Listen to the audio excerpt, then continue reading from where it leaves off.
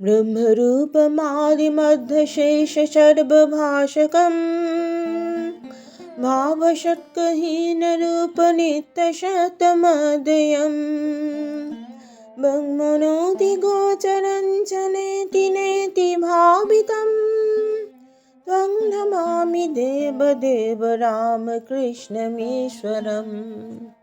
নমস্কার, আমার এই চ্যানেলে আপনাদের সকলকে স্বাগত।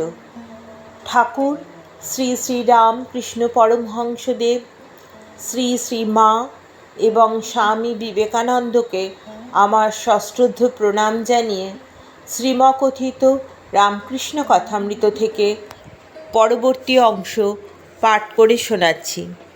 Doctor, I don't deserve the compliment. ভাব আর কি?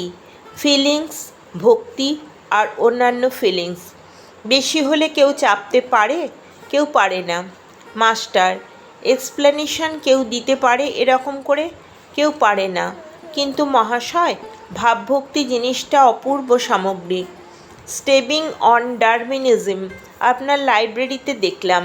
স্টেবিং বলেন, হিউম্যান মাইন্ড যার দ্বারাই হোক, ইভলিউশন দ্বারাই হোক বা ঈশ্বর আলাদা বসে সৃষ্টি করুন, equally wonderful.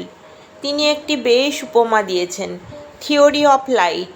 Weather you know the undulatory theory of light or not, light in either case is equally wonderful.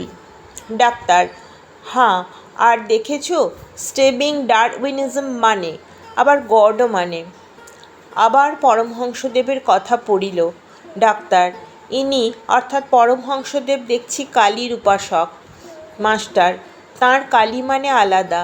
বেদ যাকে পরম ব্রহ্ম বলে, তিনিই তাঁকেই কালী বলেন। মুসলমান যাকে আল্লাহ বলে, খ্রিস্টান যাকে গড বলে, তিনি তাঁকেই কালী বলেন। তিনি অনেক ঈশ্বর দেখেন না, এক দেখেন। পুরাতন ব্রহ্মজ্ঞানীরা যাকে ব্রহ্ম বলে গেছেন, যোগীরা যাকে আত্মা বলেন, ভক্তেরা যাকে ভগবান বলেন, পরমহংসদেব তাঁকেই কালী বলেন। তার কাছে শুনেছি একজনের একটি গামলা ছিল, তাতে রং ছিল। কারুর কাপড় ছোপাবার দরকার হলে তার কাছে যেত। সে জিজ্ঞাসা করত, তুমি কি রঙে ছোপাতে চাও?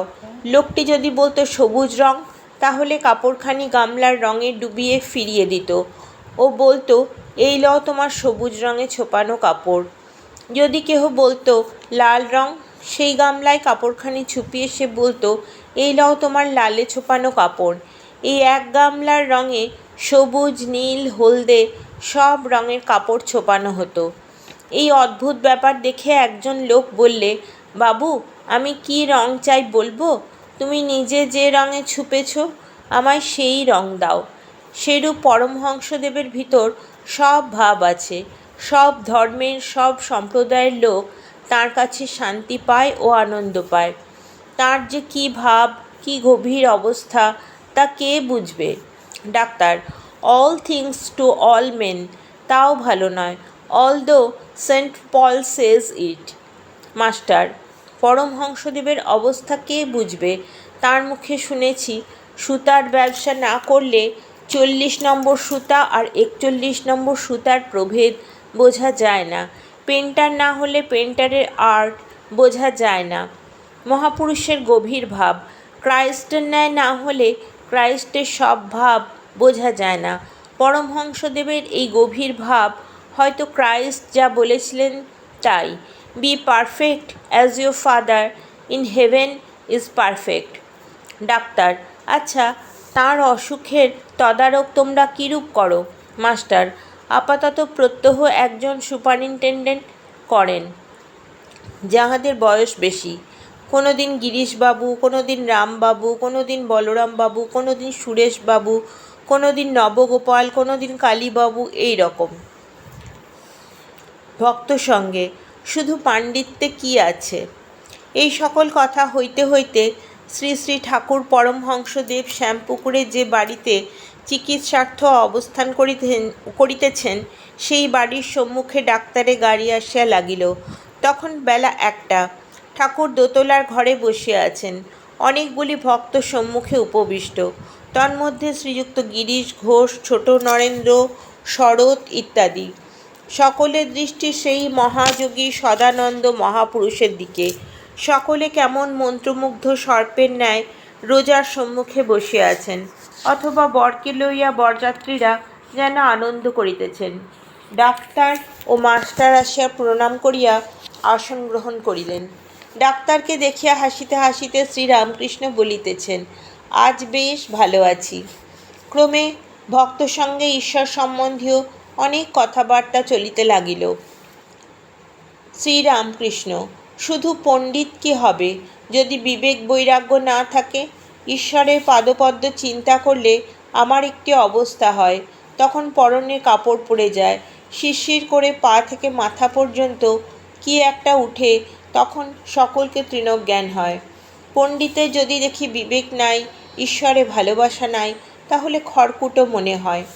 রামনারায়ণ ডাক্তার আমার সঙ্গে তর্ক করছিল, হঠাৎ সেই অবস্থাটা হলো।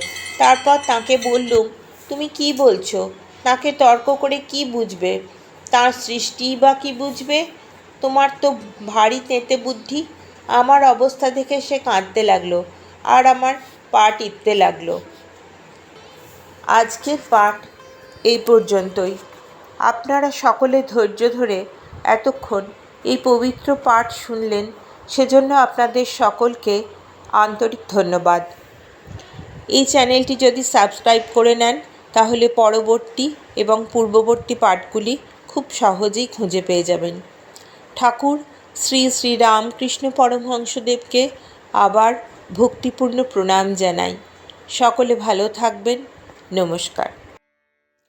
ধর্মহানহারকং তধর্ম কর্ম বারকং লোকধর্মচারণঞ্চ সর্বধর্মকোবিদম ত্যাগি সব্যনিত্য পাবনং গ্রীপঙ্কজম ত্বং নমামি দেবদেব রামকৃষ্ণমীশ্বরম तं नमामि देवदेव रामकृष्णमीश्वरम् तं नमामि देवदेव रामकृष्णमीश्वरम्।